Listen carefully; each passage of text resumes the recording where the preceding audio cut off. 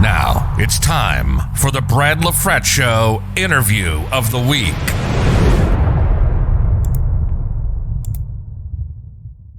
To another installment of the Brad LaFrette Show. I'm your host, Brad LaFrette. My guest this week, I'm going to go through all your accolades, so hang with me. Was a two-time 3XW Cruiserweight Champion, a four-time 3XW Pure Wrestling Champion, the 2009 King of Des Moines winner, the 2010 3XW Wrestler of the Year, the MECW Independent Champion, and along with that, MECW Champion, NWA Midwest Tag Team Champion, MPW Tag Team Champion. He was one of my favorites to watch on the Indies. He is none other than Jimmy Rockwell. Jimmy, thanks for taking the time this evening. Hey, thanks, man. I didn't know half that stuff you just said right there. I don't even know where you found that at. I had like three different websites that I looked at this week and compiled that list. So Oh, nice. I couldn't find a Wikipedia. So I don't think I got a Wikipedia. So kind of a peek behind the curtain. Jimmy's wife, Nikki, was my wife's maid of honor. And I've gotten to know Jimmy over the years a little bit. We met last month in a movie theater, and we set up Boss Baby 2. Yeah, I know. Nice to get back out, wasn't it? It was. That was our first movie since all this COVID stuff started. And like I said before we started to hit the record button, I said that you're one of the independent wrestlers that I wanted to reach out to have on the list because I really admired what you did in the ring. Thank you. And have a lot of respect for what you did and trying to make in a time where independent wrestling was starting to really gain a lot of momentum in the late or early 2010s era, that it really became the thing. And I really gravitated through my wife, started watching more independent wrestling during that time. And you were one of the guys that I really enjoyed watching in the ring. Thank you. Have you ever gotten, I don't think I've ever told you this, have you ever gotten the comparison just based on your personality, being lighthearted, willing to crack up jokes, and your look when you had longer hair in the ring and just your style? Have you ever gotten the comparison of being maybe a Jackson brother, a young buck? Have you ever got that? I remember someone tagged me in a Jackson picture. They thought one of them was me. I'm like, that's way off. Those guys can do 10 times more than I could ever do. But I think that's the first time someone's ever told me that, though. So thanks. They're a lot of fun to watch. Have you, when you were growing up, who were some of the wrestlers that you enjoyed watching, and maybe someone that influenced you? I mean, I think everyone had like the Hulk Hogans and the Ultimate Warriors. Those guys were real big. When guys like Rey Mysterio came around, I loved the WCW Cruiserweights. It was always on that first hour. And then you'd switch to WWF. Probably Roddy Piper was a big one for me. I mean, just him going out there and just running his mouth. I always got a big kick out of that. Those were probably some Brian Pillman. Always a big Brian Pillman fan. Yeah, usually the small guys. I really enjoyed Brian as well. His stuff with Steve Austin and the Hollywood Blondes, but also his work in ECW. He did a really good job of blurring the lines between what's reality and what isn't. Way ahead of his time on that. Like as big as that kind of stuff is right now. Like, man, he was way ahead of his time. And he kind of started doing a little bit in WCW too, with the Bobby Heenan stuff and all that, where he just kind of make everyone kind of wonder, like, is this supposed to happen? And I always got kind of a kick out of that when you couldn't really tell the difference. You got into the business in 2006. You trained with Brian Ash. Can you talk about that experience with Brian and maybe what you learned from Brian? Man, he was no nonsense. Like I was thrilled I came up through Brian. I thought I was brought in the right way, knowing how to respect everything, kind of knowing your place in the locker room and everything. It was tough though. We would have days where we would be practicing outside, setting up a ring in a yard in 100-degree heat, and we'd be throwing up on the side of the ring, running sprints and all that. Like, I mean, we were brought in tough. He did not take it easy on us because we were smaller or anything. And I really really am thankful that I had that experience. You'd have some guys that would come in and had it a little bit easier, and you could tell the difference. Like if someone was kind of hurt, or so, you have to be worried about them picking you up or anything like it. Like you didn't have to be worried about that with your training with Brian. So I was very, very fortunate to have him teach me what he taught me and kind of bring that to the table when I wrestled. In 2006, you made your in-ring debut for 3X Wrestling, 3XW or 3X Wrestling in Des Moines. Do you remember who your first match was against? My very first match was actually in Ottumwa. It was a tag team match. It was me and Ricky Kwong against Devin Carter and Casanova. And it was just a real simple, basic match. I remember being just incredibly nervous. And when we got back, Casanova and Devin Carter came up to us and they were saying, "Do you guys even know what you did wrong?" And we were freaking out. We had no idea. You don't even, we're not even going to tell you. And they're freaking out. Derek Stone, who, if you're familiar with indie wrestling around here at all, you know Derek Stone. He trained Brian Ash.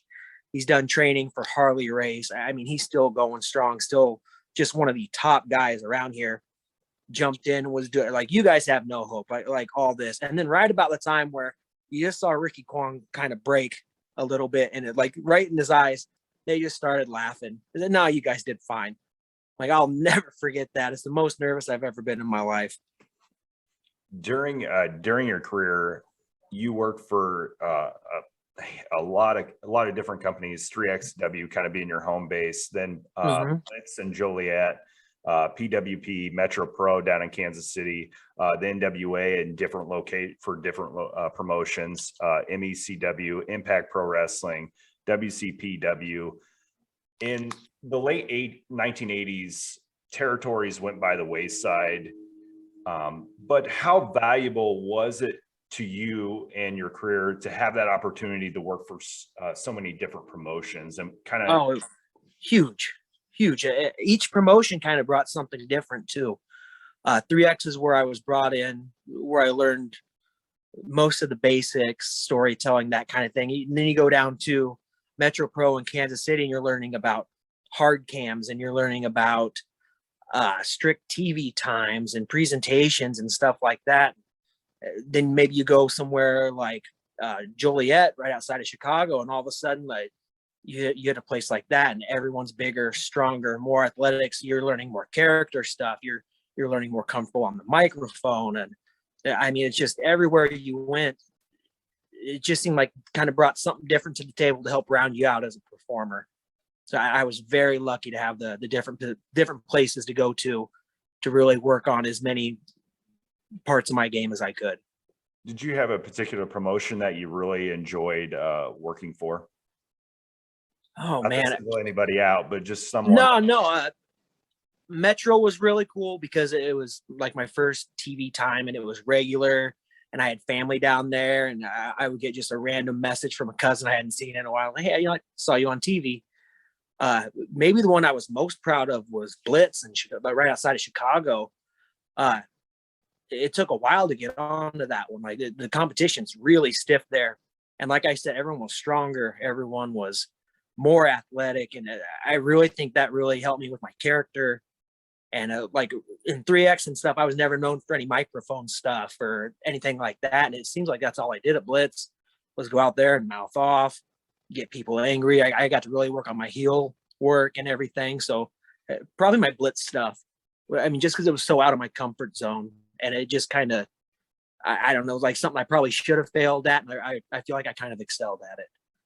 In 2019, Billy Corgan, formerly with TNA, now Impact Wrestling, took ownership of the NWA and has been on an uptick. The COVID and kind of halted that uptick in 2020, but recently, over the last couple of months, it's really been on a steady incline here in terms of popularity and just getting its footing back again. You had the opportunity to compete in the NWA during your career. What was that experience like for you? I know it might have not had the lineage at the time, but it still has a strong history behind it. What did that opportunity mean to you? It was kind of weird because anytime we did it, it would be for different promotions. We won the tag belts through Metro Pro in Kansas City, and that's how we became the Midwest tag champs for the NWA. We got to go to like St. Louis and just a couple other places. The belts were really cool. It was really nice feather in our cap to be able to walk around and say, hey, these belts with this lineage. I mean, they had like Tyler Black was a champ, Christopher Daniels was a champion, and like just to put our names with some of those names, at least in some small way, was really cool.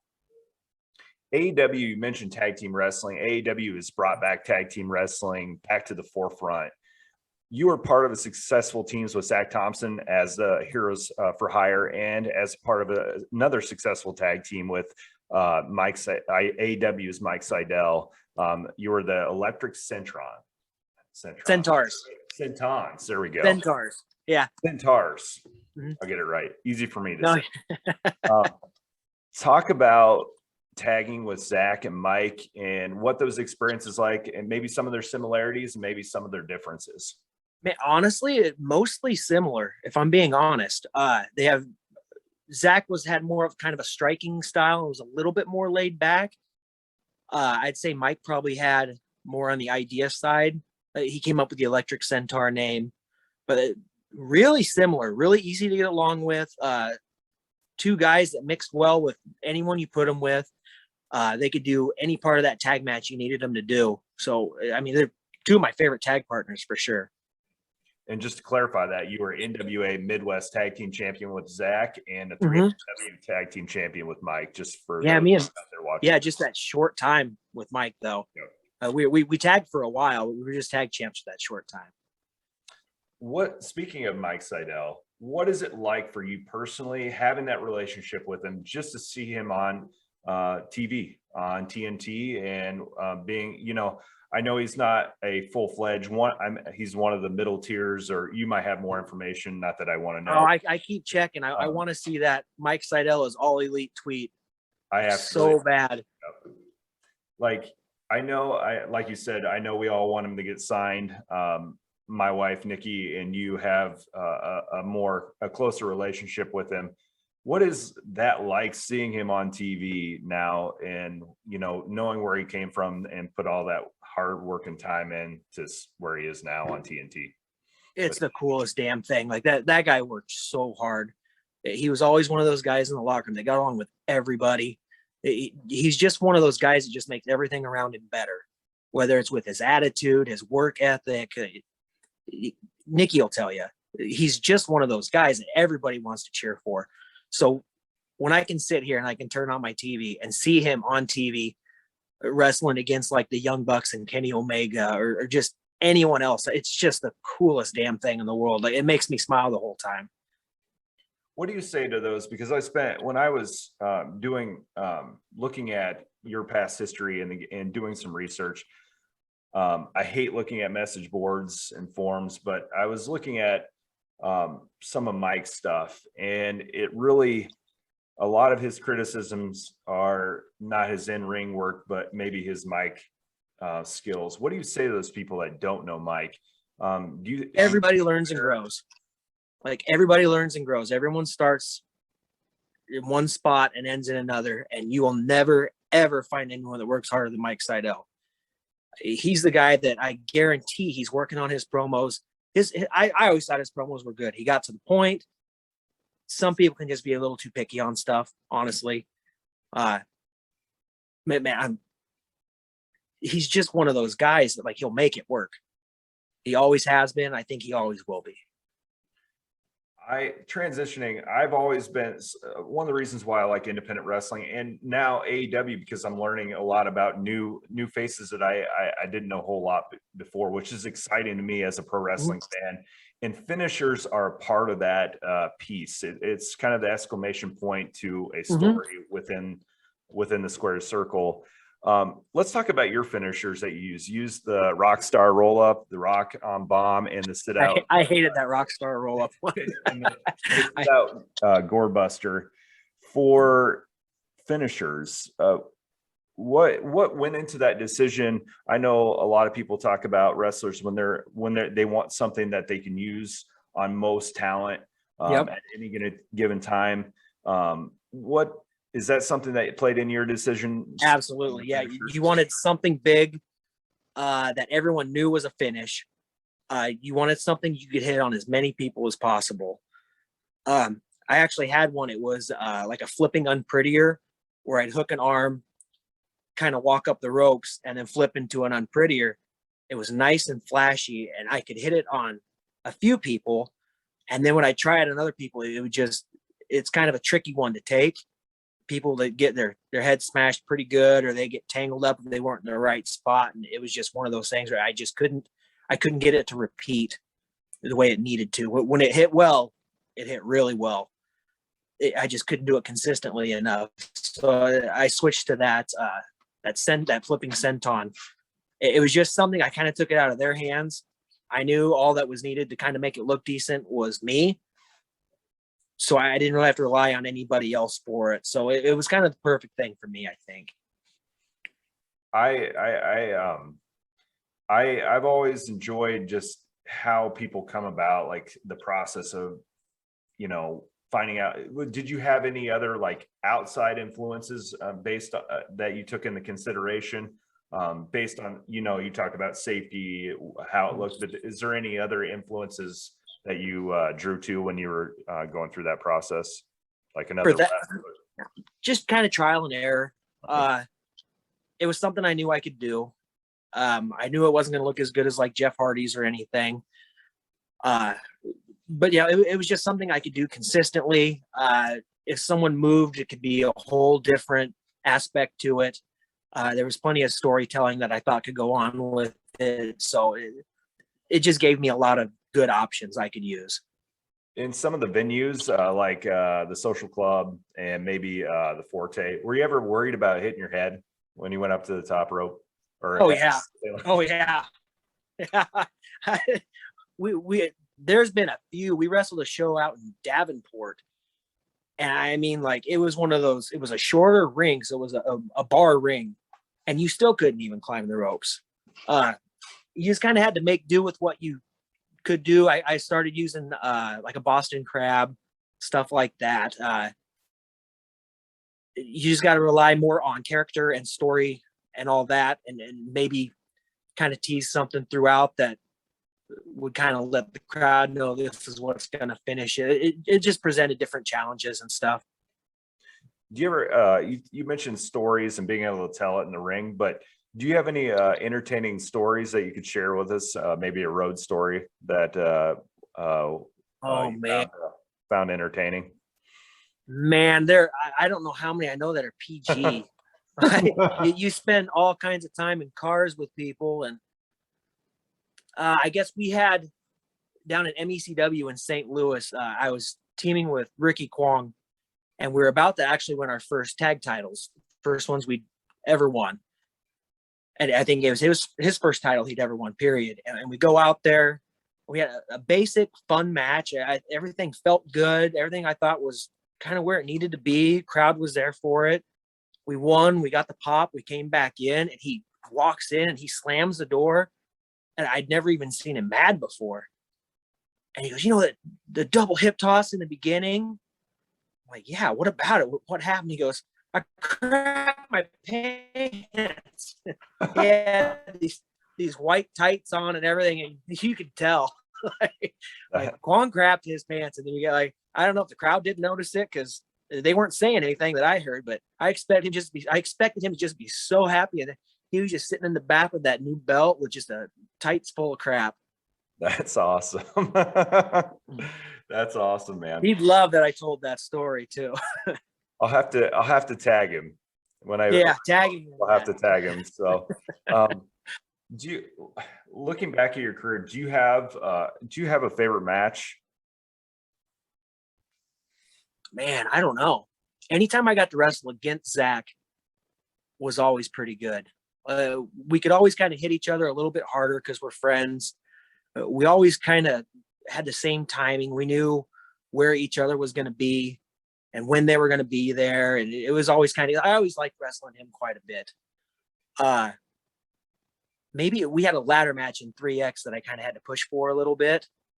And I think we walked out of there that night. I think we had, if it wasn't the best match on the card, it was one of them. And I remember being real proud of that one. So maybe that one. Brian Ash, you talked about being trained by him. Now looking through all your experiences and lessons through your career, do you have any advice for someone that wants to get into the business? Oh man, listen more than you talk. People go in thinking they know X amount of information, and you learn pretty quick you don't. Like the best thing you can do is just kind of not blurt out your opinions, that kind of stuff. Like just listen, like learn. You'll get a lot of people that will come in, and after just a month or two, they're throwing their opinions out online and all this. Like, why isn't WWE doing this? Why isn't so and so? And it's like, man, they've been doing this a lot longer than you. Like, I get that you don't understand. We've all been there, but maybe just kind of back up and learn why instead of just assuming that they're wrong and you're right, kind of stuff. Like I think people get a little too ahead of themselves on that kind of thing. That's really good stuff. Speaking of someone that maybe took a step back for 7 years and listened and continue to listen, was CM Punk. He returned here recently. What do you think that means, not only for AEW, but pro wrestling as a whole? I know as I in 2014, I had a period where I kind of fell out of love with pro wrestling because he was someone that was very relatable to me personally, and just my attitudes towards things. I was really excited to see him come back, and I think it's a real positive, not only for AEW, but for pro wrestling, because I think competition is really good for everybody. It makes everybody really step up their game. I agree completely. AEW is legitimate competition right now. It's an alternative. It's more PG-13 instead of PG, so it's different. They're bringing these guys in that for some reason they couldn't really find a place in WWE, and they're thriving in AEW.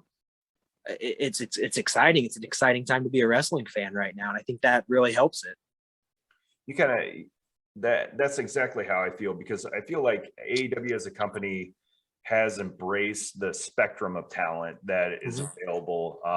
It's not just your typical cookie cutter musclehead. I feel like there's a wide variety of not only body types, but personalities. Looking back at your career, who do you think some of the talents that you wrestled in the ring would be good fits in AEW? I know Mike is there's there. So many. Love seeing Mike there. Mark Sterling, I think could do anything. Jeremy Wyatt could do anything. Vic Capri in Blitz was amazing. Hardcore Craig, man, if you guys have never seen them wrestle, look them up right now. They're as legit as they come. Best guys in the world, work their butts off. There's really nothing they can't do. I mean, there's so many all over. There's some young guys, right? JJ Garrett just had a match on Dark. That made me so happy. He was training at 3X when I was like probably right in the middle of like my run there. And the kids just always worked so hard. There is just an infinite amount of talent right now that you could pick from that could easily make it there, I think. Since we're talking about talent, is there someone that you loved, if you could come back and have one more match, who is someone either dead or alive that you'd love to have one match with, if you could come back? Oh, geez. Probably like a Pillman, something like that. Just learning from like a Piper on a build-up. There's so many. Everyone wants to wrestle Ric Flair with good reason. Everyone wants to wrestle Triple H. I mean, there's just so many of them. I don't think there's one I could pick, honestly. Like, all of them would just be dreams come true, I guess, speaking of, this is something I ask all my guests, whether it's pro wrestling, college football, college basketball, I ask, who is on top of your sports Mount Rushmore? I know you're a big Boston Red Sox fan. You enjoy pro wrestling as much as I do. Who are some of the people on your sports Mount Rushmore? Jeez. My baseball ones would, man, I don't even know. I could put together 100 of these. I could put one together for indie wrestling. I could put one together for baseball. Just all over the place. I know. Here's one that's on mine, and I get a lot of looks. Jerry Lynn's on top of my pro wrestling Mount Rushmore. Anyone who's ever been around that man does not have anything negative to say about him. He is the sweetest, kindest person. You could be ring crew all the way up to the guy running the show, and it didn't matter. He'd treat you exactly the same. Anyone who's been around that man would put him on a Mount Rushmore as well. Little side story before I let you answer my question. Wife and I were we went to before the world ended, we went to the Revolution AEW Revolution pay-per-view. Oh yeah, is this where you met him in an airport? Yep. It was funny because we sat down to get on our plane back to Des Moines, and I sat down and he was just sitting there, and I sat down and I didn't think anything of it. Then I looked over and I tapped Nikki on the shoulder. I'm like, "That's Jerry Lynn," and she looked and she's like, "That is Jerry Lynn." And I was like, I want to say something, but I don't want to be one of those fans that, you hear about in the airports, just leave me alone, and I'm like, I just decided that I think very highly of him. I'm a big fan of the original ECW, and he was one of my favorites, and from that 99, that 98, 99, 2000, before Nick was, I was a big fan of his, and I just decided I might never meet him again. So this was a good opportunity, whether I'm become one of those fans they talk about. I'm sure if you're respectful, it's not a big deal. It's amazing when you treat people with respect, they'll treat you with the same amount of respect. And I was always told, don't meet your heroes. And I kind of made that, that there's a lot of that in pro wrestling. There's some that'll surprise you, but there's a lot of that in pro wrestling. He was awesome, and he definitely debunked that theory. You don't want to meet your heroes, and he definitely was awesome. Very. We talked for about 20 minutes. He almost missed his plane, and me likewise, because he was heading back home to Nashville, and so we both almost missed our plane. And it was a nice conversation, and got a picture, and he was better than I could ever imagine to have a conversation with. Yep. So we had French fries. We shared some French fries in Chicago. Yeah. Him, me, Zach, and and he is the nicest. That's right when I was breaking into Chicago and everything. Everything was a little bit intimidating. Jerry Lynn walks over, sharing French fries there. I'll never forget. He's the nicest guy in the world. You'll never see anyone say anything bad about that man.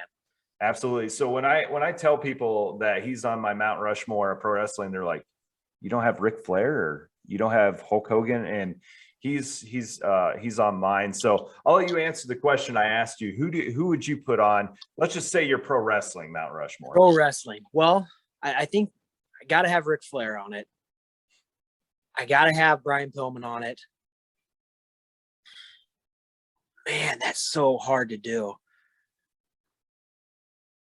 Bret Hart's probably on it. Bret Hart was amazing. I know a lot of people will put Shawn Michaels on there, and he's really good. I don't know if he'd make mine, which I know is going to be controversial. I'll probably get a message or two about that one. Man, maybe Rey Mysterio, even. Like what he was able to do for the cruiserweights and just really put them on the map. I'm going to stick with those, but I swear if you ask me tomorrow, I'd probably have 4 different names on it. It's funny you mentioned Rey Mysterio. I kind of want to get your thoughts on Rey Fenix. He's like the demon version of Rey Mysterio. He just, everything he does looks like he hits so hard. He's so talented, so athletic. Like I definitely see the similarities and stuff, but he just strikes me as so much more dangerous too. And I don't mean that in a bad way. I mean that in a, he looks like he's kicking your butt kind of way, Mysterio probably could just never work as a bad guy. Rey Fenix could do either, I guess is my opinion on it. I agree 100%. Something else I ask my guests, and this is a quote that I kind of reflect on daily in my personal life, just with my family, my work, and what I do. And it goes, do good, be grateful. What are 3 things that you're grateful for? Oh, my family. After that, I don't even know. Like the family is such a huge one for me. I'm the luckiest guy in the world. I got a wife that puts up with all my crap, whether it was me going all around the Midwest, like getting beat up, or whether it's me, like I got a 7:30 tea time tomorrow and she's going to watch the kids while I do that. I've got a 6-year-old that just made her tournament ball team for an 8U tournament team. The kid's got a heart of gold and just works so hard. She's such a sweetheart. And I got twin 3-year-olds that are just the sweetest girls in the world. One of them is the most stubborn kid I've ever met, but it's always for the right reasons. Then the other one is she just wants to cuddle with daddy all the time. I'm the luckiest guy in the world. I know you said 3 things, but I can't imagine anything topping that. So I'm going to stick with that one right there. That's awesome, man. Before we wrap things up, can you let fans know where they can follow you on social media? Oh man. Yeah. Twitter is at Jimmy Rockwell. You'll probably be disappointed with it. There's not a lot of wrestling stuff. It's just when I think of something I think's funny and it's got to have a swear word in it, I'll usually throw it up on there. And then Rockstar Jimmy Rockwell. I think my Facebook page is still up. Last time I used it was promote this show, and then it's just when there's a wrestling camp that I think people would like, or if someone loses a dog or something like that I think it could be helpful for, I'll throw it on there. But that's kind of about it right now. Well, Jimmy, as a pro wrestling fan, I appreciate your time and effort you put in your career to make independent wrestling a better spot. And I'm super excited about now, hopefully, knock on wood, we continue to grow and push, at least continue to hit the virus where it hurts, where it counts. And hopefully the world is able to move forward, hopefully sooner than later. I know it made progress. Get your shots, people. Yes, get your shot. I'm vaccinated. Jimmy's vaccinated. Yep. And waiting to hear when I'm supposed to get a booster if we're going to be doing that. Let's get it all rolling so we can get out and live normal lives. I kind of look at it this way. We put your political views aside and make sure that we're keeping not only ourselves but others safe, so we can enjoy those things that we did before the pandemic. It is encouraging to see live wrestling fans at events and see that again. I know WWE, AEW did the best they could during that point, but I was so excited to see fans. Not the same, is it? It's such a different vibe. I guess I got to ask before we wrap things up, what do fans mean to you? And what is your thought process when you're going in the ring? I know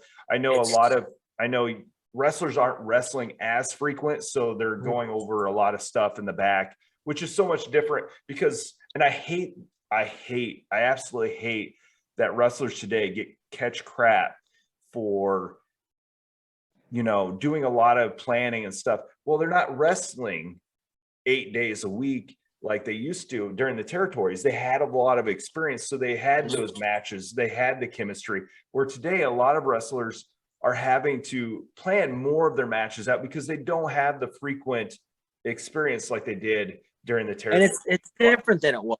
Yes. It's not the same product. Like, people just kind of need to let wrestling grow. Like, it's not the same as it was when it's not the same as it was 10 years ago when I was wrestling, but man, the product's so good right now. There's such a variety.